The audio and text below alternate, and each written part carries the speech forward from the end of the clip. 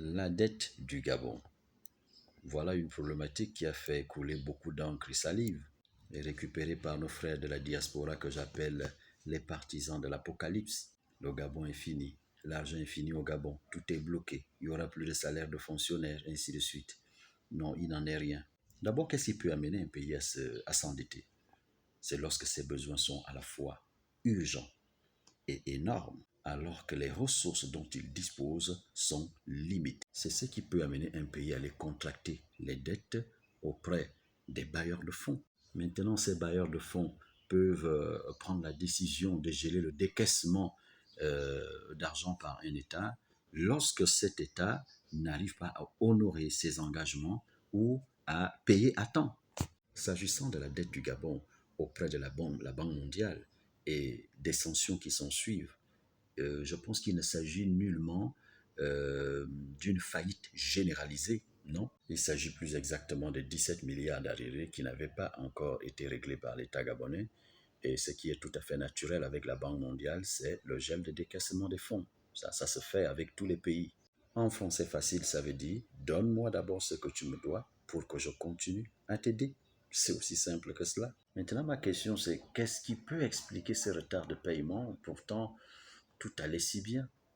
Disons que pour relever les défis qui sont à la fois structurels et, comme on le dirait, conjoncturels, le Gabon espérait mobiliser des ressources venant de l'étranger, mais ce qui n'a pas été le cas. Cette insuffisance de ressources sur le marché international a sûrement créé un déficit dans les comptes publics, ce qui a certainement donné une autre coloration aux prévisions budgétaires.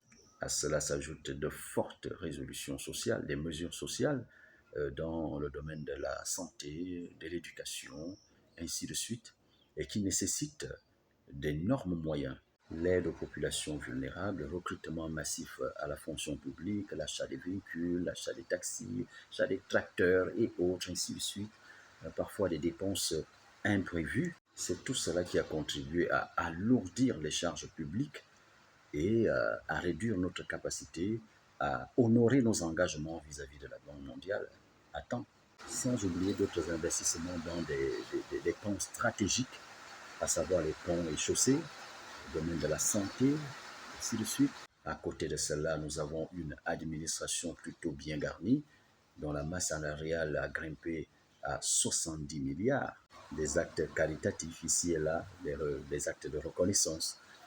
Tout ceci nécessite des moyens. À côté de cela, un peuple qui a longtemps souffert, où tout lui avait été confisqué, même les choses les plus élémentaires. C'est ce qui fait qu'on a absolument envie de tout faire en même temps, sans oublier qu'on ne peut pas tout faire en même temps et en 18 mois.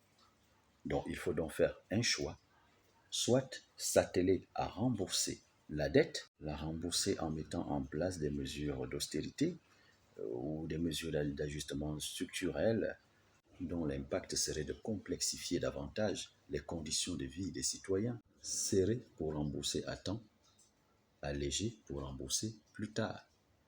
Tel est le problème, et même pas à ce niveau. Ma vraie question, c'est qu'est-ce que nous allons faire pour rembourser les 17 milliards de la Banque mondiale? Il faut d'abord avoir le contrôle des ressources de son pays. Mais que veut dire le contrôle? C'est savoir ce qui entre, ce qui sort, et avoir la responsabilité et la liberté d'empêcher que les gens ne puissent jouer avec les ressources de l'État. Est-ce que les ressources du sol et du sous-sol gabonais appartiennent véritablement au Gabon ou à certaines familles gabonaises? Le manganèse, le pétrole, l'or, le diamant, ainsi de suite, le bois. Est-ce que toutes les richesses générées par ces ressources sont véritablement reversés au trésor public, où ces fonds sont versés dans les poches de certaines familles ou certaines grandes familles, dit-on? Avons-nous véritablement le contrôle de nos ressources? Lorsqu'on sait qu'on a 17 milliards à rembourser, on ne peut plus se permettre de promouvoir le copinage dans le choix et la promotion des agents publics. Lorsque nous laissons s'installer le copinage dans le choix de ceux qui doivent diriger les institutions de notre pays, bonjour le gaspillage. la gabegie, le pillage, le vol. Bonjour l'impunité, la corruption, les pots de vin, la consanguinité, la parenté. Tels sont les vices qui ne sont pas de nature à nous élever.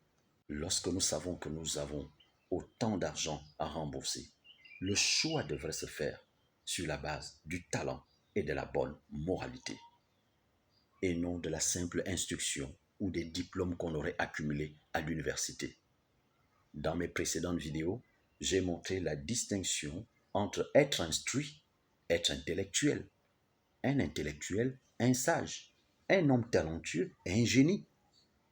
J'ai montré la distinction entre tous ces concepts. Alors lorsqu'on dit l'homme qu'il faut à la place qu'il faut, ce n'est pas l'homme qui a fait beaucoup d'études, mais c'est un homme d'abord de bonne mentalité et un homme qui a du talent. C'est vrai, le Gabon n'est pas dans le top 10 des pays les plus endettés d'Afrique, mais quand je vois 17 milliards d'arriérés impayés et la sanction de la Banque mondiale, lorsque on a affaire à un peuple qui croit en vous, un peuple qui croit en vous à 96%, normalement, vous n'avez aucune raison d'échouer.